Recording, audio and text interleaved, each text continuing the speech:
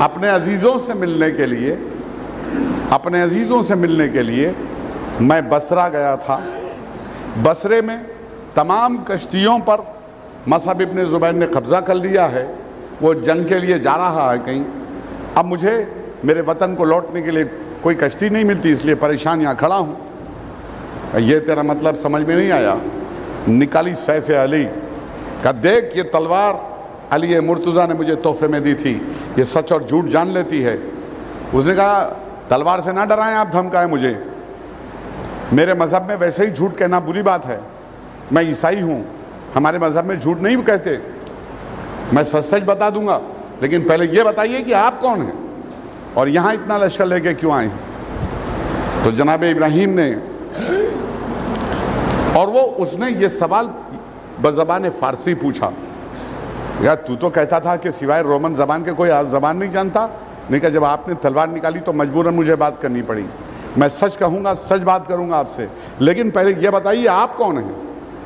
اس نے کہا میرا نام ابراہیم ابن مالک اشتر ہے، میں مختار کا سپاہی ہوں، اور ہم عبداللہ ابن مطیع اور مصعب ابن زبیر سے لڑنے کے لیے یہاں آئے ہیں، اس لیے کہ انہوں نے اور ان کے چاہنے والوں نے ہمارے پیغمبر کے بیٹے نواسے کو 3 دن کا بھوکا اور پیاسا قتل کر ڈالا، ہم اس کا بدلہ لینا چاہتے ہیں۔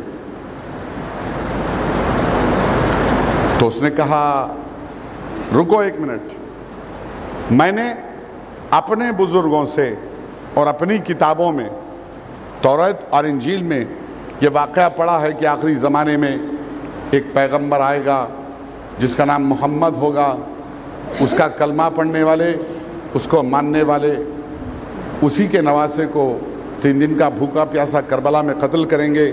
کیا تم اسی حسین کی بات کر رہے ہو؟ کہاں ہم اسی حسین کے؟ کہا تو اللہ، پھر میں نے ہمارے بزرگوں سے سنا کہ اللہ بدلہ لینے کے لیے ایک انسان کو ثقیف قبیلے کے پیدا کرے گا، تو کس کی بات کرتے ہو تم؟ کون ہے تمہارا رہنما؟ کون ہے تمہارا؟ کہا وہ ثقیف قبیلے کا مختار ہے، اس کا نام ہے مختار ابن عبید ثقفی۔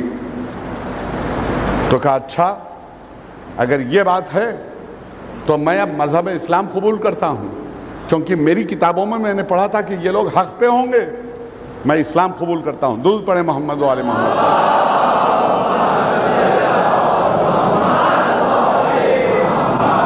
کیسے واقعات میں ساتھ دیا ہے اللہ نے مختار کا۔ کہا جب اسلام قبول کر چکا تو اس نے کہا حضور میں اصل میں جاسوس تھا، عبداللہ ابن مطیع نے مجھے جاسوسی کے لیے بھیجا تھا کہ میں جا کے دیکھوں آپ کے پاس کتنی فوج ہے، اس وقت آپ کیا کر رہے ہیں، کہاں آپ کی دفاع کمزور ہے، اور میں جا کے مخبری کر دوں تاکہ رات میں وہ شب خون مارے اس جگہ سے جہاں آپ کی دفاع کمزور ہے۔ تو مسکرائے ابراہیم، کیا دیکھا تو نے؟ کہا حضور میں نے دیکھا کہ آپ کے سپاہی نماز پڑھ رہے ہیں، اللہ کی عبادت میں مصروف ہیں، اور میں اسے دیکھ کے آ رہا ہوں جو میرے چرچ میں بیٹھ کے شراب پی رہا ہے۔ عبداللہ ابن مطیع شراب پی رہا ہے اور اس کے سب ساتھی جوا کھیلنے میں مصروف ہیں۔ وہ عجیب لوگ ہیں، کتنے نورانی چہرے ہیں آپ حضرات کے۔ کہا پھر اب تو جا کر کیا کہے گا؟ میں کہوں گا کہ آپ کے پاس 1 لاکھ کا لشکر ہے، بڑے سرما بہادر سپاہی جاگ رہے ہیں، آپ لوگ پہرے پر ہیں۔ تو ابراہیم نے کہا خبردار خبردار، ہمارے مذہب میں جھوٹ کہنا جائز نہیں ہے، بتا دینا کہ ہمارے پاس 12,000 سپاہی ہیں، نماز پڑھ رہے ہیں اس وقت۔ کہا حضور میں آپ سے کچھ عرض کرنا چاہتا ہوں۔ کہو۔ کہا حضور آپ کسی ایک ایسے آدمی کو میرے ساتھ بھیج دیجئے جسے میں اپنے ساتھ لے جاؤں گا، عبداللہ ابن مطیع میرے چرچ میں سو رہا ہے، میں ایسے حالات پیدا کر دوں گا کہ آپ کا آدمی عبداللہ ابن مطیع کو قتل کر دے۔ تو کہا ایک آدمی سے کیا مطلب؟ ایک آدمی سے تیرا کیا مطلب؟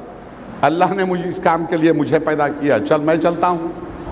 دیکھیے یہ وہ کمزور پہلو تھا، یہ وہ کمزور لمحہ تھا کہ یہ دشمن کی سازش بھی تو ہو سکتی تھی کہ انہیں کسی طرح سے گھیر کے لے آؤ، پھر ان کو پکڑ کے قتل کر دیں گے۔ لیکن اللہ اکبر بہادری، سیف علی اپنی ابا کے دامن میں چھپائی، عیسائیوں کا لباس پہنا، ہیٹ لگائی، سلیب لگائی، چلے گیٹ اپ بدل کے جناب ابراہیم۔ دونوں پہنچے چرچ میں، سپاہیوں نے گرفتار کر لیا۔ کہا بھائی یہ تو چرچ میرا ہی ہے، میں فادر ہوں یہاں کا۔ وہ تو ٹھیک ہے، لیکن ہمارے آقا نے حکم دیا ہے کہ کوئی اجنبی اگر ساتھ میں آئے تو پہلے ان کے پاس پیش کیا جائے۔ تو یہ کون ہے بھائی؟ یہ میرا بھائی ہے، مجھ سے ملنے آیا ہے روم سے۔ جو بھی ہو، اب یہ اسے پیش کیا جائے گا عبداللہ ابن متی کے پاس۔ جناب ابراہیم گھبرائے، اب دعا کی، یا اللہ میری مدد کرنا، جنگ میں مارا جاؤں تو کوئی بات نہیں، طریقے سے مظلومیت کے ساتھ گرفتار کر کے قتل کیا جانا مجھے پسند نہیں ہے۔ اور یہ مرتضیٰ کے شاگرد، لڑنے کا بڑا شوق، جنگ کرنے کا۔ اچھا چلو، چلے دونوں۔ لیکن اس وقت جب یہ سپاہی ان دونوں کو اس حجرے میں لے گئے جس میں عبداللہ ابن متی سونے کے لیے گیا تھا، وہ خوب شراب پیا ہوا تھا اور وہ لیٹ چکا تھا بستر پہ، اس نے مناسب نہیں سمجھا کہ اٹھ کے دیکھوں۔ سپاہیوں نے کہا حضور ایک آدمی آیا ہے، وہ فادر کے ساتھ ایک اجنبی ہے، آپ کا حکم تھا، ہم اسے آپ کے سامنے پیش کیے دے رہے ہیں۔ انہوں نے کہا کون ہے؟ کون ہے؟ کہا اس کا بتلاتا ہے کہ وہ اس کا بھائی ہے۔ کہا ہاں ٹھیک ہے جاؤ، میں نے دیکھ لیا، میں نے دیکھ لیا اسے، اجازت دے دو آنے کی۔ داخل ہو گئے۔ جب کچھ دیر گزری تو اب اشارہ کیا جاسوس ترسا نے، حضور چلیے۔ چلے دونوں، اس حجرے میں پہنچے جس میں عبداللہ ابن متی لیٹا خراٹے بھرا سو رہا تھا۔ جناب ابراہیم نے اپنی ابا کے دامن میں چھپی ہوئی سیف علی نکالی، ہاتھ پوری اوپر کو اٹھا لیا، چاہتے تھے کہ اس کے سینے پہ وار کریں، لیکن پھر کچھ سوچ کے مسکرا کے اپنی سیف علی پھر اپنے نیام میں رکھ لی۔ وہ ٹھوئے کے لگاتا گیا، حضور ماریے ماریے ماریے، اور یہ کھڑے اس کے پیٹ کو جو پھول رہا تھا۔ درود پڑھے محمد و آل محمد پر۔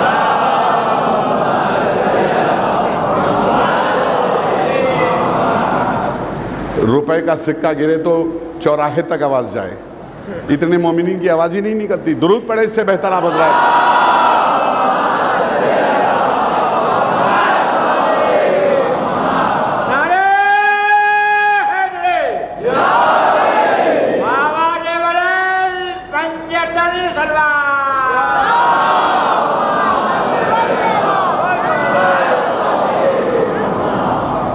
تو حضور علی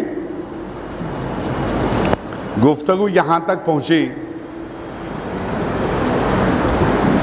کہ جناب ابراہیم ابن مالک اشتر نے اسے اس وقت قتل نہیں کیا، مسکراتے ہوئے اسے دیکھتے رہے۔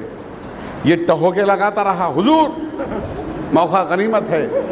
کہا نہیں مجھے باہر لے چل۔ باہر لے آیا، کہا آپ نے بڑی غلطی کر دی جناب، اتنا اچھا موقع، پھر موقع ملے یا نہ ملے۔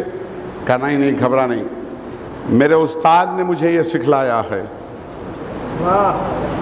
میرے استاد نے مجھے سکھلایا ہے کہ دشمن کی غفلت کا فائدہ اٹھا کر اس پہ حملہ نہیں کرنا چاہیے۔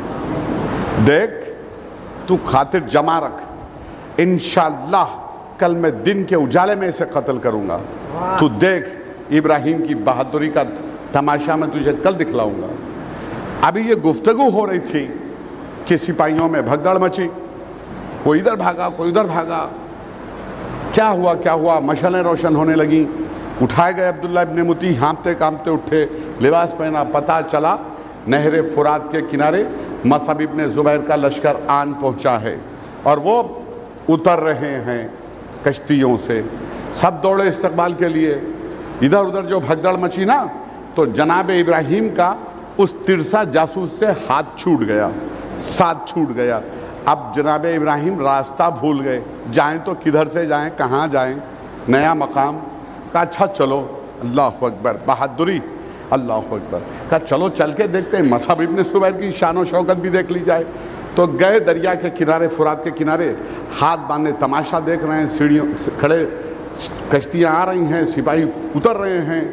مصعب ابن زبیر کشتی سے اترا، اور اترتے ہی اس کی نگاہ ان کے اوپر پڑ گئی، جناب ابراہیم کے اوپر. تو عبداللہ ابن متی سے کان میں بولا یہ کون ہے جو کھڑا ہے انسان؟ یہ تو شراب میں ایسے ہی ڈوبے تھے. نہیں پتہ نہیں کون ہے. کہا بلاؤ اس کو.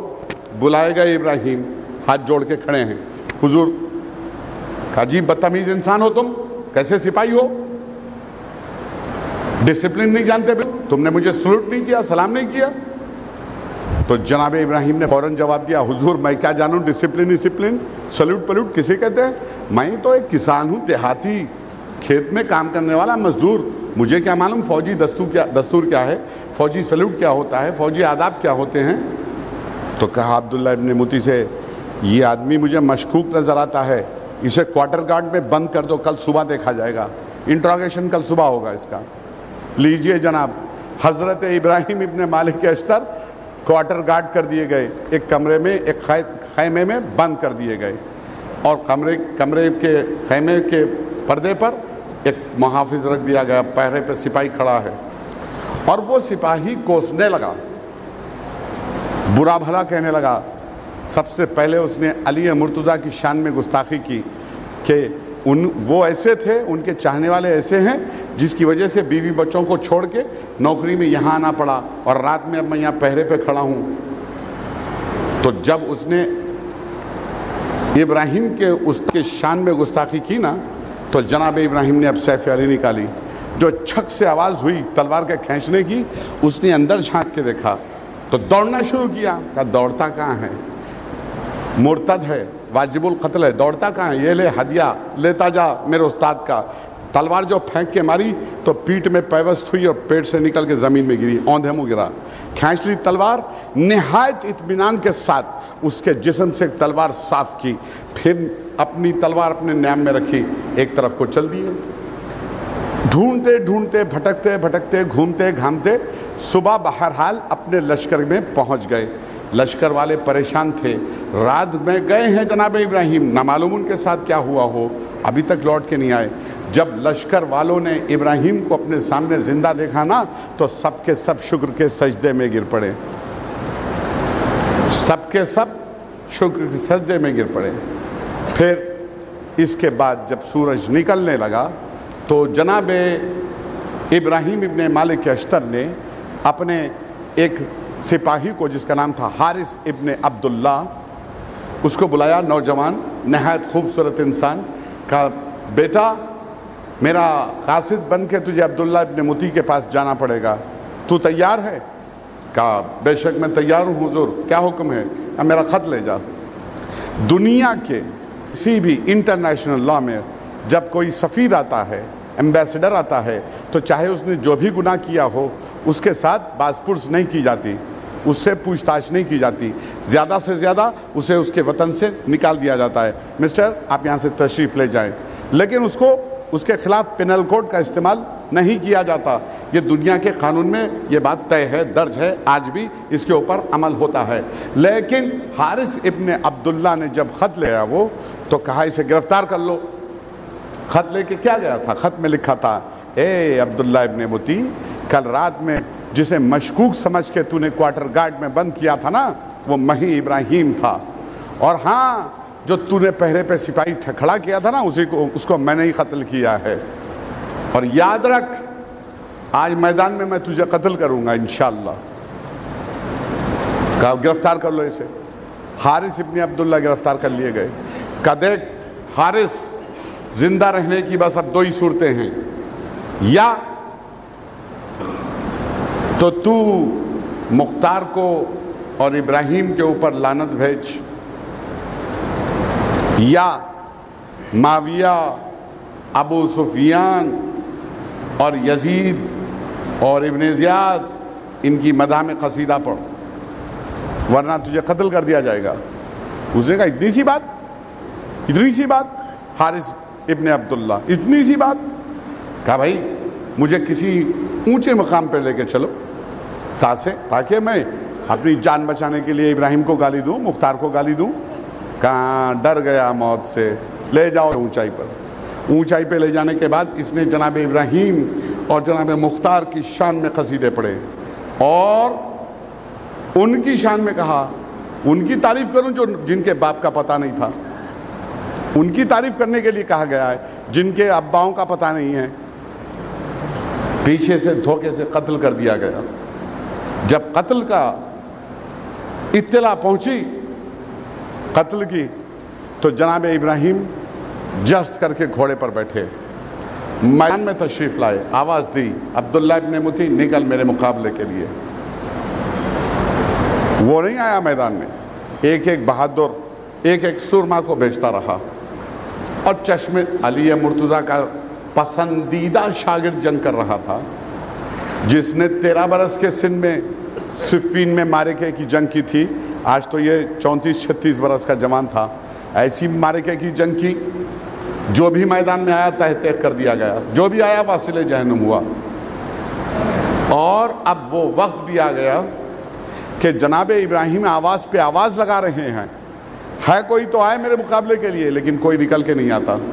تب آواز دی، اے عبداللہ ابن متی، تو کیوں باہر نہیں نکلتا؟ تو کیوں میدان میں نہیں آتا؟ خامخواہ مسلمانوں کو کٹوا رہا ہے میرے ہاتھ سے، آنا نکل کے مقابلہ کر لے، یا تو مجھے قتل کر لے یا خود قتل ہو جا، فیصلہ کن جنگ ہو جائے۔ جب بار بار جناب ابراہیم چیخ چیخ کے چلا کے اسے مخاطب کر رہے تھے نا، تو مصعب ابن زبیر بہت غصے میں ہوا، عبداللہ ابن متی کی طرف دیکھا، اپنے چیسا جاتا کیوں نہیں تو؟ وہ تجھے آواز دے رہا ہے بار بار اور تو یہیں بیٹھا، اسے تو چلا جا تو چلا جا، تو کیوں نہیں جاتا؟ وہ آواز دے رہا ہے تجھے، کہ اچھا میں چلا جاؤں، تو کیوں نہیں جاتا؟ وہ مجھے تھوڑی پکار رہے ہیں، وہ مجھے تھوڑی پکار رہے ہیں، تجھے پکار رہے ہیں، اگر مجھے بلایا ہوتا تو میں جاتا۔ جا نکل مرد بن، ہے نا؟ تو چوڑیاں پہن کے بیٹھا رہے۔ تو حضور بات دل ناخواستہ گالیاں سننے کے بعد عبداللہ ابن متی میدان میں تشریف لائے، اب ابراہیم کے سامنے آئے، ابراہیم نے چین کی سانس لی، آؤ آؤ قریب آؤ۔ عبداللہ ابن متی آئے، اب اپنی شان میں، ارے تم جانتے نہیں میں نے فلاں جنگ میں فلاں کام کیا، فلاں پہلوان کو میں نے ایسے پچھاڑا، فلاں کو میں نے ایسے پچھاڑ دیا۔ یہ مسکرا کے تقریر سن رہے ہیں، اچھا سبحان اللہ سبحان اللہ سبحان اللہ سبحان اللہ۔ جب بڑی تقریر لمبی ہو گئی نا تو یہ بور ہو گئے، بولا اما یار بس کرو، جب اتنی خوبیاں تم میں ہے تو پھر بسم اللہ نکالو تلوار، ہو جائے دو ہاتھ۔ اب ہانپتے کانپتے تلوار نکالی، مجبوراً 2-4 رد و بدل ہوئے، اسلحے چلتے رہے۔ حضرت ابراہیم نے اسے اس کی دل کی بھڑاس نکالنے کا پورا موقع دیا۔ کہ کس کے شاگرد تھے؟ اچھا یہ چلا لے، یہ چلا لے ہتھیار، نیزہ بھی چلا لے، گرز بھی چلا لے، تلوار بھی چلا لے۔ دو بدو لڑائی بھی ہوئی، ڈیول فائٹ، کمبیٹ فائٹنگ جسے کہتے ہیں، کشتی، اٹھا کے پٹک دیا زمین پہ۔ اس زمانے میں کراٹے کے ماہر رہے ہوں گے وہ۔ درود پڑھے محمد و آل محمد۔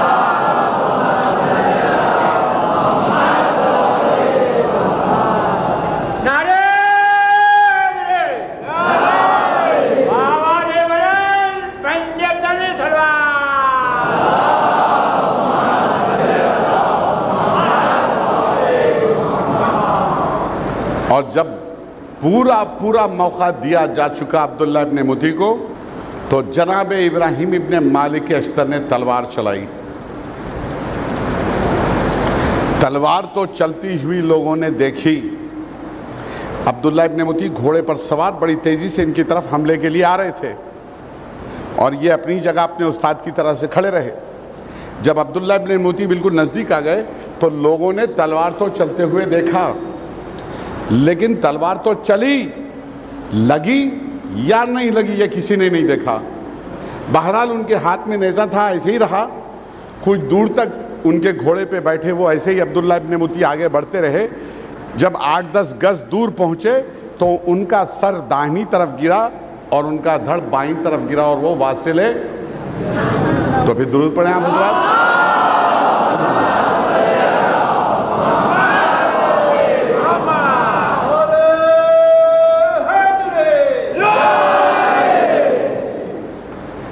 اب جب جب عبداللہ ابن مطیع کا یہ حشر دیکھا، تلوار کی یہ صفائی دیکھی، جو چلی تو نظر آئی، لیکن کیا ہوا یہ 2-4 لمحوں کے بعد پتا چلا۔ اب فوجوں میں بھگدڑ مچی، بھاگنے لگے سب، اور جب فوجوں نے بھاگنا شروع کیا تو جناب ابراہیم نے اپنے آپ کو فوجوں میں داخل کر دیا کہ بھاگنے نہ پائیں، جتنے ملے میدان جنگ میں یہیں کھینچ دو ان کو۔ جب ابراہیم تنہا فوجوں کے درمیان گھس پڑے تو ان کے سپاہی بھی گھسے۔ اب جو ان کے سپاہیوں نے بھاگتوں کے اوپر حملہ کیا، جو بھگدڑ اور کاٹ مچی، تو نہ پوچھئے لالا زار ہو گیا میدان جنگ۔ اب مصعب ابن زبیر ایک اونچے ٹیلے پر کھڑا زور زور سے چلا رہا تھا، رکو رکو، مت بھاگو، پلٹو، واپس پلٹو، تمہیں یزید کی قسم ہے پلٹو، تمہیں معاویہ کی قسم ہے پلٹو، ابو سفیان کی قسم ہے پلٹو، بھاگنا تو مجھے بھی ہے، رکو رکو، ہم سب بھاگیں گے، لیکن اندھیرا ہونے کا انتظار کر لو، اندھیرا ہونے کا انتظار کر لو۔ دیکھو اگر ہم دن کے اجالے میں بھاگیں گے تو یہ ہمیں ایک کو بھی زندہ نہیں چھوڑیں گے، بھاگو، واپس پلٹو، لوٹو، لڑو لڑو، ہمت دلا رہے ہیں، لیکن سب بھاگ رہے ہیں پہلو سے۔ بھاگتے بھاگتے انہوں نے یہ تقریر کر رہے ہیں جوش دلانے والی، لوٹو لوٹو، اس میں علی مرتضیٰ تو نہیں ہے، پھر کیوں بھاگ رہے ہو؟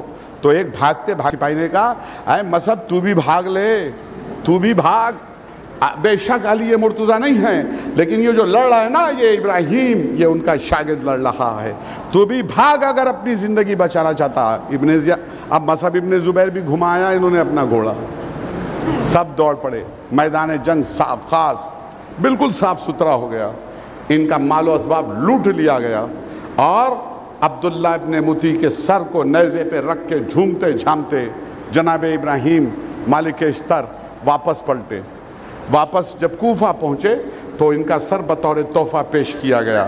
عبداللہ ابن مطیع کا سر دروازے پہ دارالامارہ کے لٹکا دیا گیا۔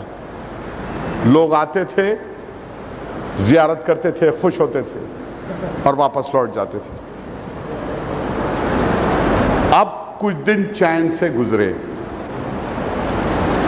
ایک دن جناب مختار نے حضرت ابراہیم سے کہا، اے بھیا ابراہیم، یار بہت ہو چکی، اب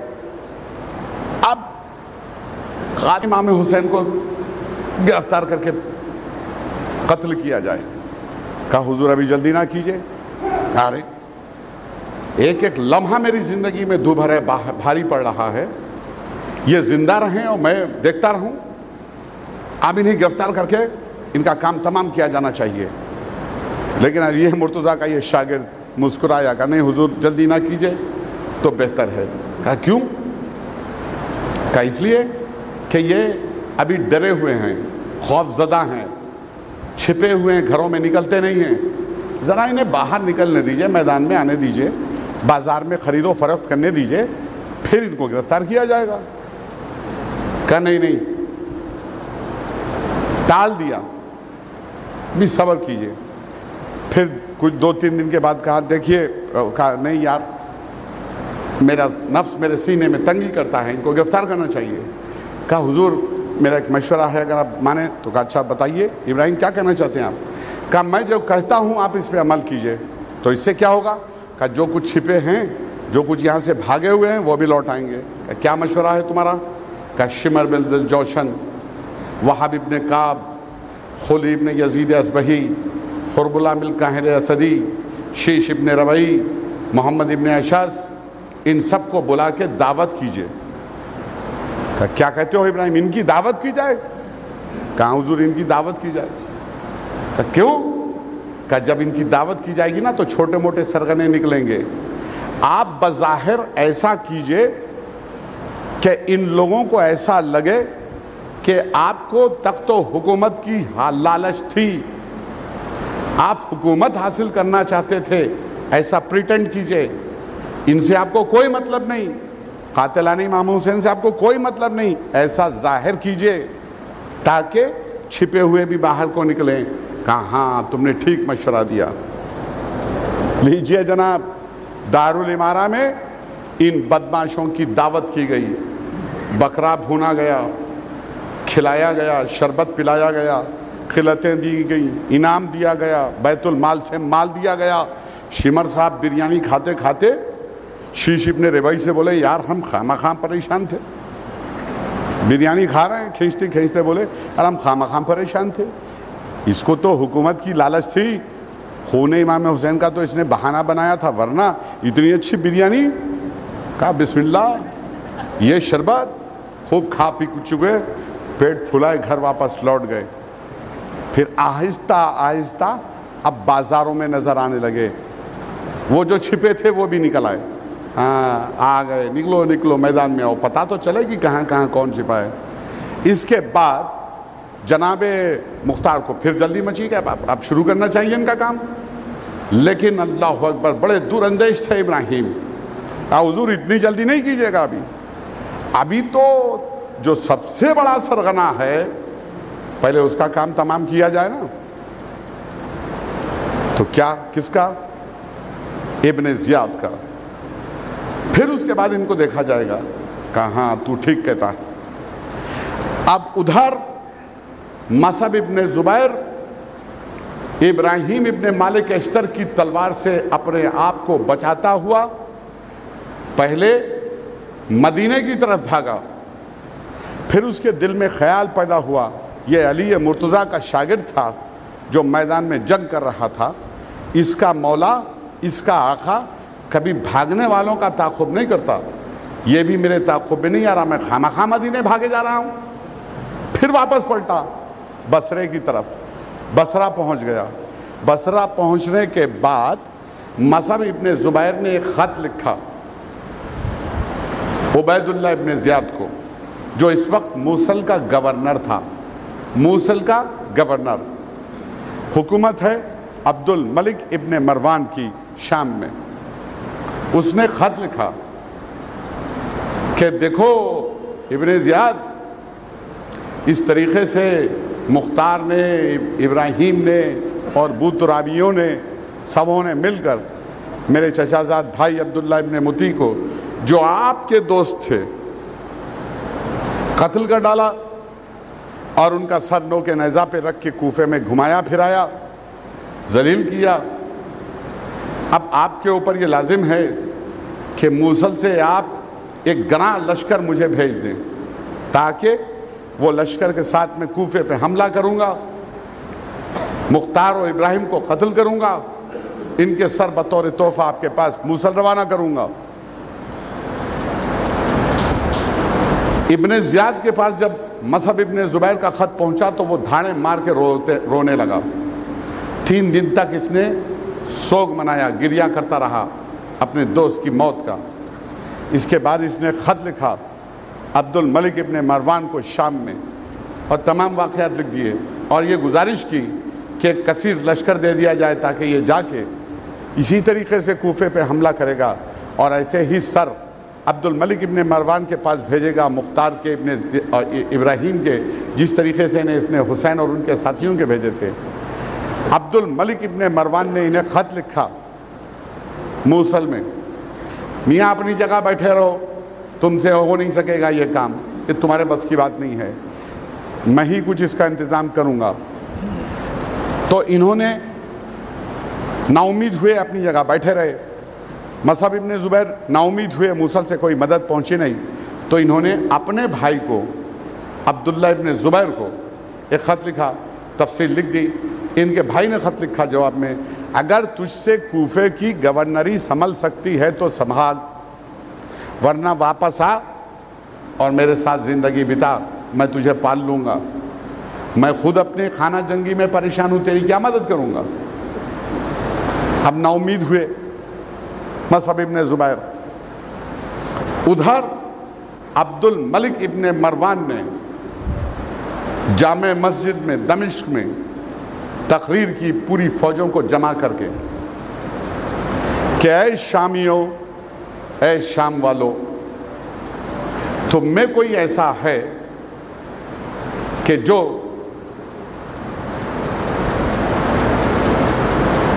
اہل بیت سے، علی مرتضیٰ سے بغض رکھنے میں اپنی مثال نہ رکھتا ہو؟ کوئی ایسا ہے تم میں تو کھڑا ہو جائے، تو میں ایسے آدمی کو 3 لاکھ سپاہیوں کا لشکر دے کے کوفے کی جانب روانہ کروں گا، تاکہ وہ جائے لشکر کشی کرے، ابراہیم کو مختار کو قتل کرے، اور میں اسے کوفے کا گورنر ابھی سے بنا دیتا ہوں۔ تم میں کوئی ایسا ہے جو اہل بیت سے دشمنی و بغض میں اپنا ثانی نہ رکھتا ہو تو کھڑا ہو جائے۔ سب منہ ڈالے بیٹھے ہیں، ابراہیم سے مارے کا ہے، مختار سے لڑنا ہے، لیکن ان کے چچا کھڑے ہوئے جن کا نام تھا عامر ابن ربیعہ، ان کے چچا کھڑے ہوئے، اے میرے بھتیجے، اے میرے لال، تو جانتا ہے کہ علی سے کتنا بغض ہے مجھے۔ ہاں چچا، بے شک آپ نے ٹھیک فرمایا، اس کام کے لیے آپ سے زیادہ کوئی موضوع نہیں۔ 3 لاکھ کا لشکر دے کر عامر ابن ربیعہ کو روانہ کیا کوفے کی سمت، اور عامر ابن ربیعہ نے اتنی احتیاط برتی اپنے سفر میں کہ اس کے قافلے کے آگے کسی کو نکلنے نہیں دیا۔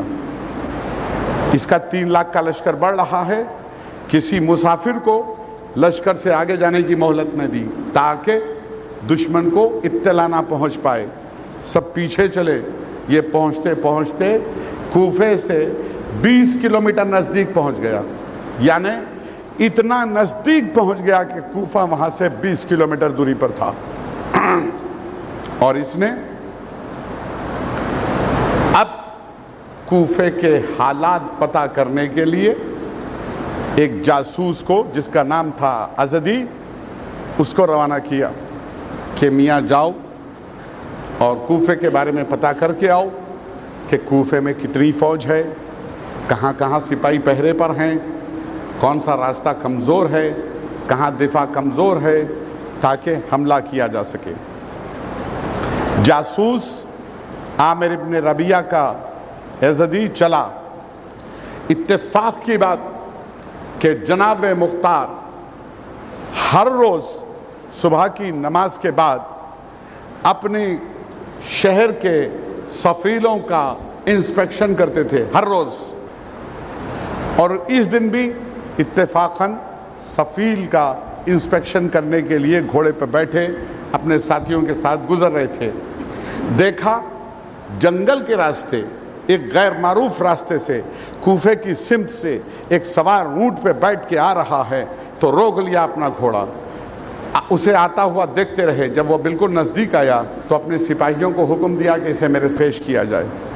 مرد یزدی گرفتار کر لیا گیا، اس لیے کہ غیر معروف راستے سے آ رہا تھا، عام راستے سے نہیں آ رہا تھا۔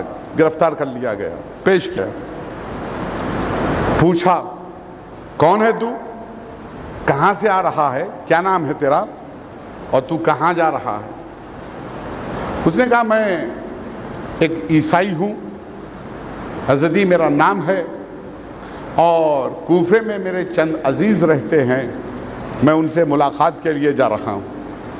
کہا تو نے یہ غیر معروف راستہ کیوں اختیار کیا؟ کہا میں اپنے قافلے سے بھٹک گیا تھا، مجھے کوئی راستہ سجائی نہیں دیا، میں ادھر سے بھٹکتے ہوئے راستہ آیا ہوں۔ کہا اچھا تو ٹھیک کہتا ہے؟ کہا ہاں میں ٹھیک کہتا ہوں۔ جناب مختار نے کہا اچھا جا، کس محلے میں رہتے ہیں؟ محلے بنی سبا میں میرے عزیز رہتے ہیں کوفے میں۔ کہا اچھا جا، میں نے تجھے اجازت دی، اپنے ساتھیوں سے، اپنے عزیزوں سے تو ملاقات کر لے۔ عیسائی تھا یزدی، رک گیا۔ اس نے کہا دل میں سوچا کتنے اچھے لوگ ہیں، چہرے سے بابرکت معلوم ہوتے ہیں، اگرچہ کہ مجھے گرفتار کر لینا چاہیے تھا، مجھے قتل کر دیا جانا چاہیے تھا، لیکن انہوں نے میرے ساتھ اتنا اچھا سلوک کیا۔ کہا حضور میں آپ سے کچھ کہنا چاہتا ہوں۔ کہا کہو۔ کہا دیکھیے میں نہیں چاہتا، میں عیسائی ہوں، میں نہیں چاہتا کہ آپ کو دھوکہ دوں، سنیے میں عامر ابن ربیعہ کا جاسوس ہوں، اور جاسوسی کے ارادے سے بھیجا گیا ہوں، 3 لاکھ کا لشکر لے کے یہاں سے 20 کلومیٹر کی دوری پر وہ پڑاؤ ڈالے کھڑا ہے، بیٹھا ہے، عنقریب آپ کے اوپر حملہ کر دے گا۔ کہا تو نے ہم کو یہ کیوں بتایا؟ تو جاسوس ہے، کیوں بتایا تو نے؟ کہا اس لیے میں نے بتا دیا کہ میرے مذہب میں جھوٹ کہنا جائز نہیں.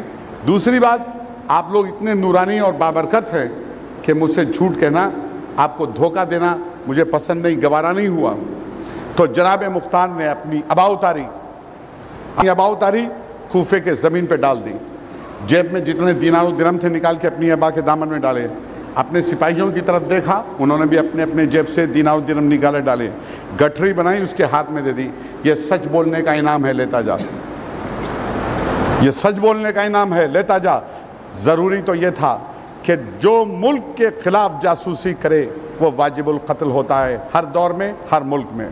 اگر کوئی ہندوستان کے خلاف جاسوسی کرے تو ہندوستان کی پولیس یا فوجی اسے گرفتار کرنے کے بعد اس کے اوپر مقدمہ نہیں چلائیں گے, اسے سیدھے سیدھے گولی مار دی جائے گی. بہت مکروہ گناہ سمجھا جاتا ہے کسی ملک کے خلاف جاسوسی کرنا. تو واجب القتل تھا, لیکن یہ انعام دیا گیا اس کو سچ بولنے کا. اس نے دل میں سوچا عجیب لوگ ہیں. کہا اچھا, تو کہا جاؤ اب اپنے عزیزوں سے مل لو. کہا کوئی عزیز تو ہے نہیں میرا, میں تو جاسوسی کے ارادے سے آیا تھا. کہا تو اچھا, اب تمہارا اختیار ہے, چاہے تو کوفے میں آرام کرو یا واپس لوٹ جاؤ. کہا میں واپس جانا چاہتا ہوں. کہا جاؤ. واپس لوٹا دیا گیا. مرد ازدی چلا, جب پہنچا تو اس نے تمام واقعات بتائے. اس طریقے سے ملاقات ہوئی تھی, گرفتار ہو گیا تھا اور مختار نے میرے ساتھ یہ سلوک کیا ہے. تو عامر ابن ربیعہ مسکرایا, ہاں اب ایک کام اور کر, میرے پاس 40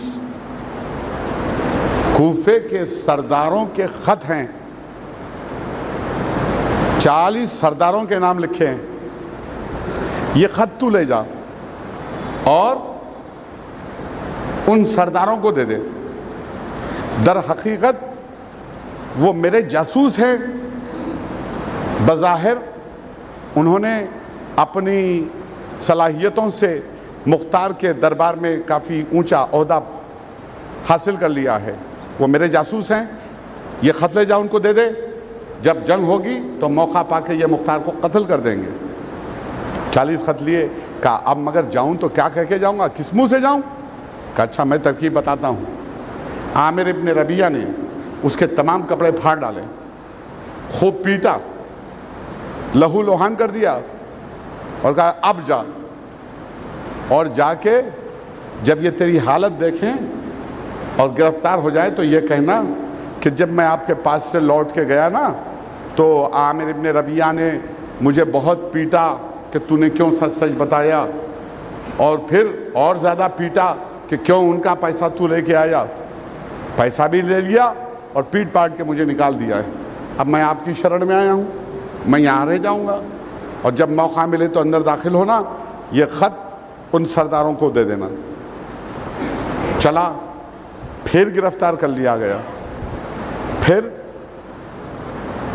اس نے پھر وہ کہانی سنائی تو جناب مختار تو کریم تھے, اجازت دے دیا. اچھا بھیا تو اب ہمارے ساتھ کوفے میں رہ جا. کیا ہوا, اس نے نکال دیا تو یہاں رہے. کوفے میں داخل ہو گیا. موقع پا کر وہ خط وہ سرداروں کے تھے, دینا چاہتا تھا, لیکن حسن اتفاق, حسن سلوک دیکھا مختار کا تو اس کو اپنے آپ پر شرم محسوس ہوئی. اس نے مختار سے بالکل صاف صاف بتا دی بات کہ حضور ایسی ایسی بات ہے اور میں 40 خط لے کے آیا. مختار گھبرائے, کہیں ایسا تو نہیں کہ یہ دشمن کی سازش ہے, میں اپنے ہی ہاتھ سے اپنے ہی آدمیوں کا گلا کاٹ دوں. بات سمجھ میں نہیں آئی. ابراہیم کو بلایا, کہا بھائی ابراہیم ادھر آؤ, کیا ہے یہ خط؟ تو ابراہیم نے خط دیکھے, کہا کیا کرنا چاہیے؟ کہا بلاؤ 40 کو. 40 آدمیوں کو دارالامارہ میں طلب کیا گیا, ہر ایک کو ایک ایک کمرے میں بند کر دیا گیا. 40 کمرے میں 40. اب ہر کمرے میں گئے جناب ابراہیم, ارے میاں مسٹر 39 آدمیوں نے تو اقبال جرم کر لیا ہے یار. خط دکھایا, کہا 39 آدمیوں نے تو اپنا اقبال جرم کر لیا ہے, اب تمہاری باری ہے, تم کیا کہتے ہو یہ خط کے بارے میں؟ کہا انہوں نے بتا دیا صاف صاف. کہاں بتا دیا؟ تو حضور جو انہوں نے بتایا وہ سچ ہے. اچھا ٹھیک ہے. 40 آدمیوں سے اقبال جرم کروا لیا. اس کے بعد وہ 40 کے 40 واصلے. تو پھر درود پیش کریں آپ حضرات.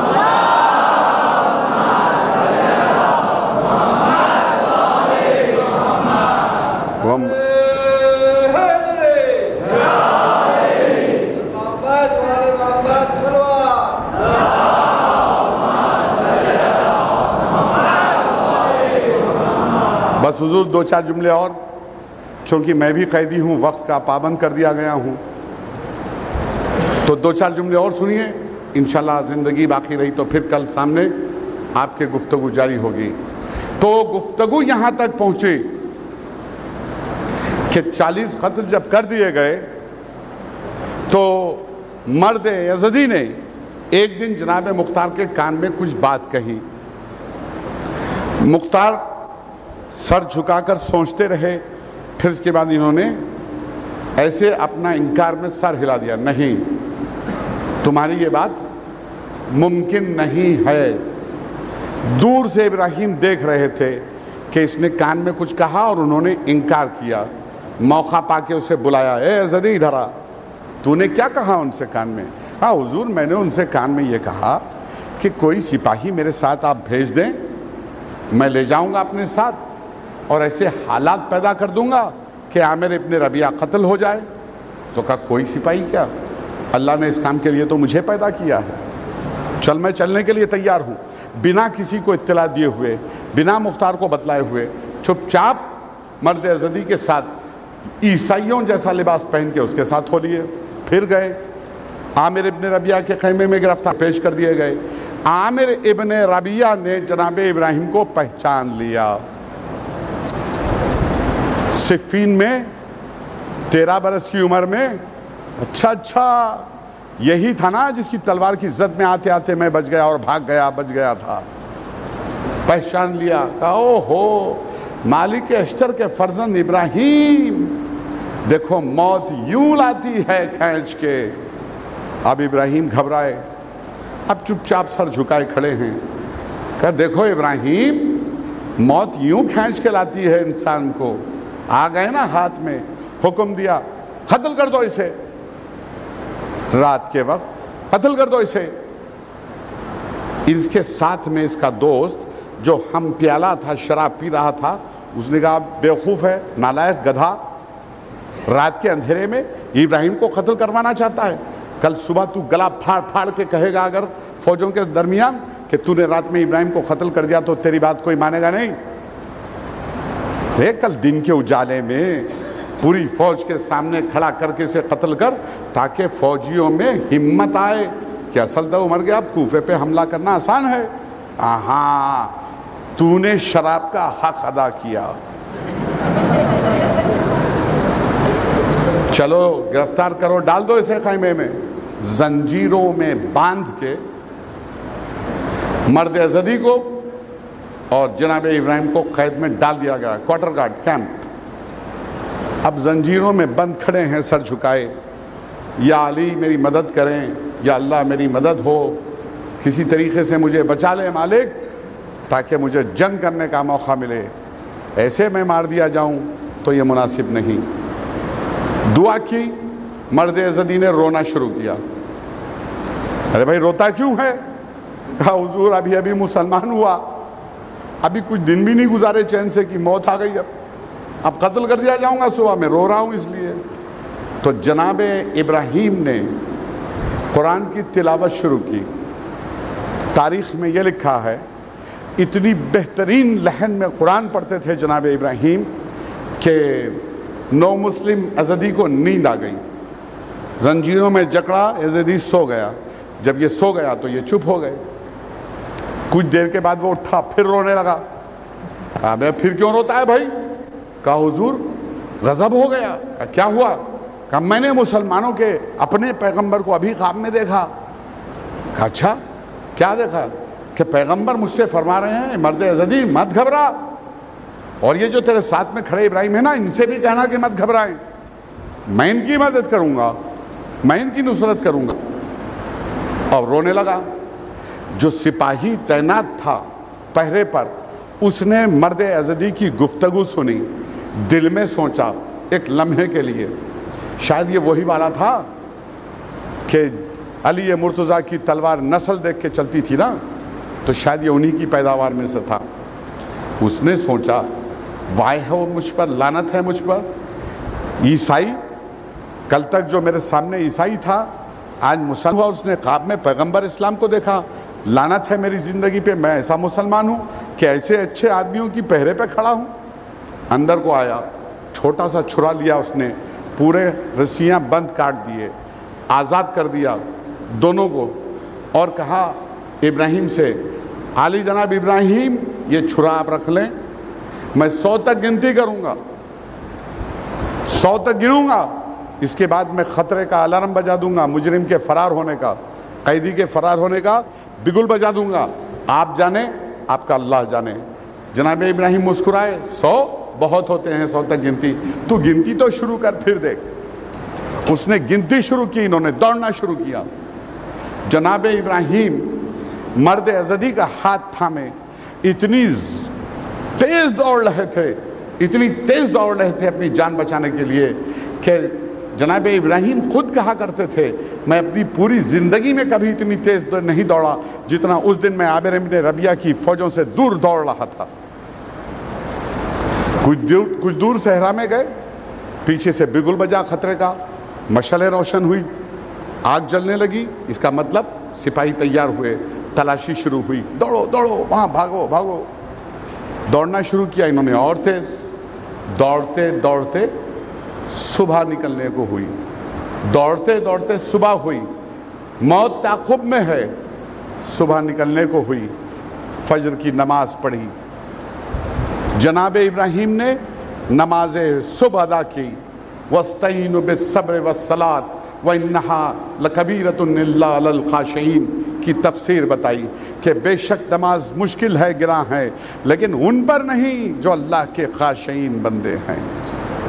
نماز پڑھی, موت تعاقب میں ہے, نماز سے فارغ ہو کے ہاتھ تھاما, پھر دوڑنا شروع کیا. اب ایک راستہ نظر آیا, ریگستان سے ایک راستہ نظر آیا, راستے پہ دوڑنا شروع کیا. مرد ازدی نے جھٹکا مارا, ہاتھ چھوڑا لیا. کہا کیوں بھائی؟ کہا نہیں, سپاہی جو تعاقب میں تلاش کے لیے آ رہے ہیں اسی راستے پر تلاش کریں گے, کیونکہ یہی تو راستہ ہے جو کوفہ جاتا ہے, ہم گرفتار کر لیے جائیں گے, ادھر سے نہیں چلیے, ادھر سے چلتے ہیں. کہا نہیں نہیں, میں جانتا ہوں یہ راستہ شارٹ کٹ ہے. کہا اگر آپ کو جانا ہو تو جائیے, میں تو ادھر چلا, بسم اللہ. یہ ادھر کو دوڑ گیا, یہ ادھر دوڑا, یہ ادھر دوڑے. دوڑتے دوڑتے اتفاق سے کوفے کے قریب پہنچ گئے. یہ تیسرا دن تھا. حضرت مختار پریشان ساتھیوں کے ساتھ, ابراہیم 3 دن سے غائب ہیں, نہ جانے کہاں چلے گئے. اب جو دیکھا کوئی آ رہا ہے تو رکے, پاس آئے نہیں, ابھی صحرا میں دوڑنا شروع کیا جناب ابراہیم نے کہ دن نکل آیا, اور دن گرمیوں کا دن نکل آیا. سورج جب اوپر آ گیا نا تو پیاس کی شدت ہوئی. گھبرا کے ادھر ادھر دیکھا, پانی کہیں نہیں تھا, لیکن پیچھے کسی کے گھوڑوں کے ٹاپوں کی آواز نظر آئی. اب جو گھوم کے دیکھا تو عامر ابن ربیعہ خود ان کی تلاش میں آ رہا تھا. کچھ دکھائی نہیں دیا, چاروں طرف دیکھا, ایک اونچا پیڑ دکھائی دیا. دوڑ کے گئے, پھرتی سے اس پیڑ کی اونچی ٹہنی پہ پہنچ گئے, اپنے آپ کو پتوں میں چھپا لیا جناب ابراہیم نے. دھوپ کی گرمی کی وجہ سے عامر ابن ربیعہ ڈھونڈتا ڈھونڈتا اس پیڑ کے سائے میں نیچے آ کے کھڑا ہوا اور ادھر ادھر دیکھ رہا تھا. جناب ابراہیم نے پتے ہٹائے, نیچے دیکھا, عامر ابن ربیعہ کھڑا ہے. چپ چاپ نیچے اترے, اتنی نیچے جتنی نیچے وہ اتر سکتے تھے. پھر وہاں سے ایک جست لگائی, اسے گھوڑے سے لے کے زمین پہ پٹک دیا, سینے پہ کھڑے ہو گئے. اور وہ جو سپاہی تھا نا جس نے پہرے پہ انہیں ایک چھوٹا سا چھرا دیا تھا, وہ چھرا نکال لیا, داڑھی پکڑ لی. عامر ابن ربیعہ, موت یوں آتی ہے. درود پڑھے محمد.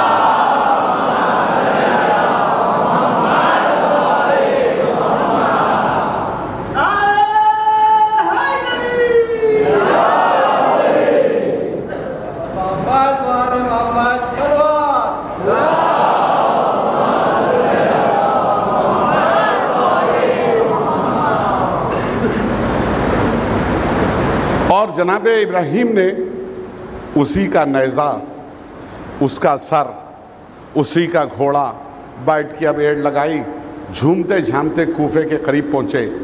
نزدیک پہنچے, مختار پریشان کھڑے تھے. نیزہ جھکایا, کہا یہ ہے عامر ابن ربیعہ, اس کا سر ہے یہ. خوش ہوئے, شکر کے سجدے میں گر پڑے مختار. اٹھنے کے بعد تمام واقعہ بیان کیا, کس طریقے سے اس کا یہ کام مکمل ہو سکا. ابھی یہ گفتگو جاری تھی کہ ایک سوار آتا ہوا نظر آیا گھوڑے پر. اب جو غور سے دیکھا اس کے سوار کے ہاتھ میں بھی ایک نیزہ تھا، اس کے نیزے پر بھی ایک سر تھا. جو نزدیک آ گئے نا تو اس نے اللہ کے سر جو نیچے ڈالا تو جناب ابراہیم نے کہا ارے یہ تو اس کا سر ہے، سیاف جس کا نام تھا، جو شراب پیتا تھا عامر ابن ربیعہ کے ساتھ. یہ کیسے ہوا بھائی؟ تو وہ مرد ازدی تھا آنے والا. اس نے کہا میں ادھر بھاگ رہا تھا جان بچا کے، اس سے ملاقات ہو گئی، اسے ساتھ لے آیا میں تحفہ. ابھی یہ گفتگو ختم نہیں ہوئی تھی دونوں کی کہ دیکھا پھر ایک سوال آتا نظر آتا ہے. بولے یہ تیسرا کون ہے بھائی؟ اب جو تیسرا نظر آیا نزدیک تو وہ پہرے دار سپاہی تھا جس نے چھوٹا چھرا دیا تھا. اس کے ہاتھ میں بھی ایک نیزہ تھا، اس کے پاس بھی ایک سر تھا، اس نے ڈال دیا. یہ کیا؟ یہ ایک قاتل کا سر تھا، جو تلوار جس نے کھینچ لی تھی جناب ابراہیم کو قتل کرنے کے لیے رات میں، اس کا سر تھا. یہ اس کو تحفے میں دیا. بہرحال اب سبوں نے مل کے 18,000 کے لشکر نے مل کر عامر ابن ربیعہ کے 3 لاکھ کے اوپر حملہ کر دیا. تاریخ میں ایک طویل بحث ہے کہ کس انداز سے جنگ کی جناب مختار نے، عبداللہ ابن کامل انصاری نے اور جناب ابراہیم ابن مالک اشتر نے. اس کا حاصل جنگ کا یہ ہے کہ 3 لاکھ میں سے صرف 60,000 زندہ بچ کر دمشق پہنچے، باقی واصل جہنم کر دیے گئے. درود پڑھیں محمد.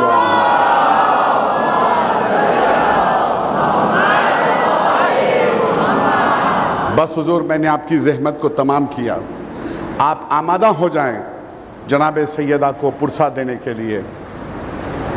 جتنی محنت کے ساتھ آپ سن رہے تھے اتنی ہی گریہ کے لیے بھی تیار ہو جائیں. اور میں نے بتایا ایک مجلس میں آپ کو کہ گریہ کس طریقے سے کرنا چاہیے. چھٹے امام نے سلیقہ بتلا دیا. دیکھو گھٹ گھٹ کے مت رویا کرو، گریہ یوں کیا کرو جیسے کوئی بوڑھی ماں اپنے جوان بیٹے کی میت پہ بیٹھ کے بیان کر کر کے روتی ہے. بیان کر کر کے رویا کرو، گریہ گھٹ گھٹ کے مت رویا کرو. حضور ایک وقت وہ بھی آیا کہ جب جناب مختار کی حکومت کافی مضبوط اور مستحکم ہو گئی تھی نا تو گرفتاریاں ہونے لگیں، اور جناب مختار کی دربار میں ایک دن ایک شقی پیش کیا گیا گرفتار کر کے. اس کا نام تھا مرہ ابن منظر ابدی، کہ جس نے کربلا کے میدان میں وہ ظلم کیا کہ امام حسین کو اس کا اتنا شدید صدمہ پہنچا تھا کہ حسین نے اپنی کمر کے ٹوٹنے کا ذکر کیا، اپنی بینائی کے زائل ہونے کا ذکر کیا تھا. میرے لال تیرے بعد مجھے یہ دنیا دکھائی نہیں دیتی، میری آنکھوں میں اندھیرا چھا گیا ہے. اللہ اکبر. علی اکبر کا ذکر ہے جناب. نوجوانوں سے میرا مطالبہ ہے کہ تیار ہو جائیں پرسہ دینے کے لیے. امام زمانہ کو پرسہ دینا ہے، جناب سیدہ کو پرسہ دینا ہے. نوجوانوں کی کثیر تعداد میرے سامنے بیٹھی ہے. علی اکبر کا تذکرہ سنیے سنیے. دشمن کہتا ہے، مرہ ابن منظر ابدی کہتا ہے کہ میں نے کربلا کے میدان میں جو ظلم کیا ہے وہ اس کی وجہ سے امام حسین کی کمر ٹوٹ گئی. اللہ اکبر. وہ ظلم کیا تھا سنیے گا. اب علی اکبر ہاتھ جوڑے کھڑے ہیں، بابا مجھے مرنے کی اجازت دیجئے، مجھے جنگ کی اجازت دیجئے. اب کوئی باپ اپنے بیٹے کو کیسے مرنے کی اجازت دے سکتا تھا؟ حسین نے ایک مرتبہ آسمان کی طرف دیکھا، جوان بیٹا ہاتھ جوڑے سامنے کھڑا ہے. حسین آسمان کی طرف ٹکٹکی لگائے کچھ دیر دیکھتے رہے، پھر اپنے بیٹے کے چہرے کو بڑی غور سے دیکھا، پھر آسمان کی طرف دیکھا، پھر ایک مرتبہ کوفے کی جانب مڑ گئے. حسین بڑی دیر تک کوفے کی سمت دیکھتے رہے. ایسا ہو کہ مختار چلا آئے، میرا بیٹا کچھ دیر تک تو زندہ رہ سکتا ہے، کچھ دیر کے لیے ہی صحیح میرا بیٹا میں زندہ دیکھ سکتا ہوں. اللہ اکبر. نہ معلوم کیسے حسین نے اجازت دی، لیکن ایک بات کہہ دی، میرے لال جب تک تیرا میرا سامنا رہے مجھے مڑ مڑ کے دیکھتے رہنا. بیٹا پھیل رہا ہو تو ایک باپ کی زندگی کا یہ بہترین دن ہوتا ہے. اللہ اکبر. اب حسین سے پوچھے کوئی کہ کیسے علی اکبر کو اجازت دے دی. اب علی اکبر چلے آہستہ آہستہ، اور بار بار مڑ مڑ کے دیکھ رہے تھے، بار بار مڑ مڑ کے دیکھ رہے تھے. تاکید کی تھی باپ نے، بیٹے میرے لال جب تک سامنا ہوتا رہے مجھے مڑ مڑ کے دیکھتے رہنا. جب بہت دور نکل گئے علی اکبر تو تو انہوں نے محسوس کیا کہ اب بابا تو بہت پیچھے چھوٹ گئے ہیں. اب مڑ کے دیکھنا بند کیا, کچھ دور آگے چلے تو ہوا کے ساتھ ساتھ کسی کے دامن کے ہلنے کی آواز آئی, تو پیچھے مڑ کے دیکھا بوڑھا باپ اپنی کمر تھامے علی اکبر کے نشان, قدموں کے نشانوں پہ آگے بڑھ رہا ہے. علی اکبر گھوڑے سے کود پڑے, اے بابا آپ نے تو اجازت دے دی تھی, اب کیوں میرے پیچھے اتنی زحمت کر رہے ہیں؟ حسین نے بڑا عجیب سا جواب دیا, اے میرے لال, اے علی اکبر, اگر تیرا بیٹا تیری برابر کوئی ہوتا, اگر تو صاحب اولاد ہوتا میرے لال, تو یہ سوال مجھ سے نہ کرتا. جا خدا حافظ. علی اکبر میدان میں تشریف لے گئے, میمنے پہ حملہ کیا, میسرے کو پلٹا قلب لشکر کے اوپر. اب جناب قاسم کے سامنے تو کسی کے آنے کی ہمت نہ تھی, یہ تو حسین کا کڑیل جوان میدان میں آیا تھا. اللہ اکبر. مرہ ابن منظر عوضی کہتا ہے, میں نے نوٹ کیا, میں نے یہ بات محسوس کی کہ علی اکبر میسرے پہ جب حملہ کرتے تھے تو میسرے میں بھگدڑ مچتی تھی. ایک خاص دوری سے علی اکبر میمنے سے قلب لشکر کی طرف اپنے گھوڑے کو پلٹاتے تھے. میں وہاں جب 2-4 بار علی اکبر نے ایسے ہی کیا تو وہاں چند لاشیں پڑی تھی مختار, ان لاشوں کے درمیان میں گر کے پڑا رہا. علی اکبر کی نگاہ میرے اوپر نہیں پڑی. اللہ اکبر. جب علی اکبر نے خاص زاویے سے اپنا گھوڑا موڑا, میں اپنی کمینگاہ سے اٹھا, میرے ہاتھ میں نیزہ تھا, میں نے نیزہ تاک کے پوری قوت کے ساتھ علی اکبر کی پیٹھ میں مارا. علی اکبر کی پیٹھ پہ زرہ نہیں تھی مختار. اے مختار میرا نیزہ لگا. علی اکبر چونکے, تلوار نکال کے میری طرف گھومنے کی کوشش کی. مختار جو نیزہ پیٹھ میں لگا تھا نا, وہ بڑی تیزی کے ساتھ بائیں سمت کو مڑا. اب علی اکبر اپنے آپ کو گھوڑے پہ سنبھال نہیں سکے, زمین کربلا پہ گرے. ایسے گرے دوستوں کے پہلے نیزہ زمین پہ گرا, علی اکبر اس کے اوپر گر پڑے. وہ نیزہ جو پیٹھ میں پیوست ہوا تھا نا, سینے کے پار ہو کے ٹوٹ گیا. آواز دی, بابا میرا آخری سلام قبول کریے. حسین جست کر کے گھوڑے پر بیٹھے, اپنے آپ کو فوجوں میں ڈال دیا. کہا رے تمہیں اللہ کا واسطہ بتاؤ میرا علی اکبر کہاں ہے؟ پھر کہا تمہیں رسول اللہ کا واسطہ بتاؤ شبیہ پیغمبر کہاں ہے؟ کوئی بتانے والا نہیں تھا. اللہ اکبر. اپنی باہیں گھوڑے کے گردن میں ڈال دی. اے میرے عزم باوفا, ارے حسین مجبور ہے, حسین کو دکھائی نہیں دیتا, ارے مجھے اپنے بیٹے کے پاس لے چل. اب اللہ اکبر. اجرکم علی الحسین. علی اکبر گرانے پہنچے, اپنے آپ کو گھوڑے سے زمین پہ گرایا. بڑی دیر تک اپنے بیٹے کے چہرے کو دیکھتے رہے حسین, بڑی دیر تک دیکھتے رہے. پھر آواز دی, ولدی اٹھو حسین آیا ہے. آواز دی, بیٹا اٹھو حسین آیا ہے. علی اکبر نے اپنے دونوں ہاتھ اپنے سینے پہ دبائے ہوئے, آنکھیں بند ہیں, ایڑیاں رگڑ رہے ہیں. آواز دی, میرے لال تیرا باپ تجھے آواز دے رہا ہے, تو آنکھیں نہیں کھولتا میرے بیٹے.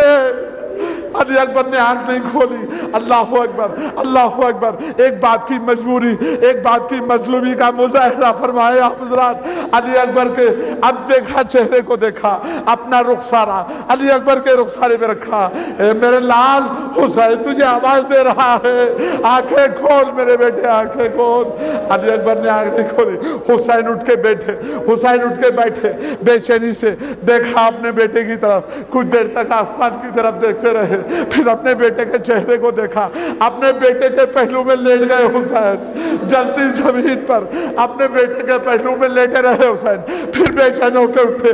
پھر آواز دی, دیکھا حسین نے, علی اکبر نے اپنے دونوں ہاتھ اپنے سینے پہ لگائے ہیں, سینے سے دبائے رکھے ہیں. چاہا کوشش کر کے ہاتھ ہٹائے, علی اکبر نے دوبارہ ہاتھ رکھ لیے. حسین نے پھر کوشش کی, علی اکبر نے پھر اپنے ہاتھ رکھ لیے.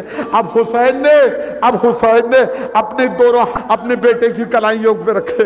یا یا علی کہہ کے ہاتھ ہٹائے، سینے میں ٹوٹا ہوا نیزہ نظر آیا، آسمان کی طرف دیکھا، اپنا بایاں گھٹنا زمین کربلا پہ ٹکایا، بایاں ہاتھ اپنے بیٹے کے سینے پہ رکھ کے دبایا، دائنا ہاتھ علی نیزے پہ رکھا، آسمان کی طرف دیکھا، نیزے کی علی تھامی، آسمان کی طرف دیکھا، سینہ دبایا، یا علی یا علی کہہ کے نیزے کی علی نکالی۔